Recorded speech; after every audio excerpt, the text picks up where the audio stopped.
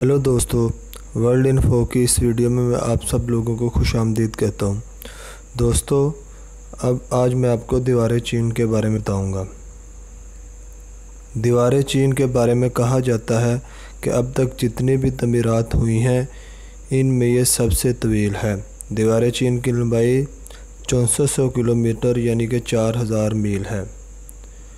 इसकी सबसे ज़्यादा हैरानकुन बात यह है कि इसकी तमीर में किसी भी किस्म की मशीनों या आलात का सहारा नहीं लिया गया था, बल्कि कली तौर पर सिर्फ इंसानी हाथों की मेहनत और महारत से बनाई गई है।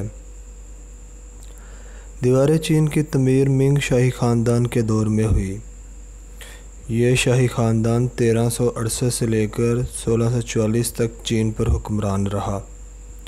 इन्होंने मंगोल कौम के हमलावरों से बचने के लिए ये दीवार तमीर कराई थी। ज़माना गुज़रने के साथ साथ जंगों के तौर तरीके भी तब्दील होते गए।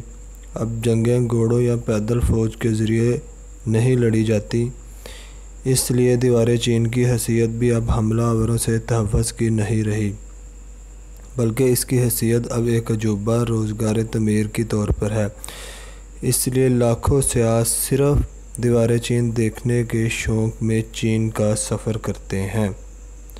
दोस्तों, ये थी आज की हमारी वीडियो। अगर आपको ये वीडियो पसंद आई हो इसे लाइक कीजिए और अपने दोस्तों के साथ शेयर कीजिए।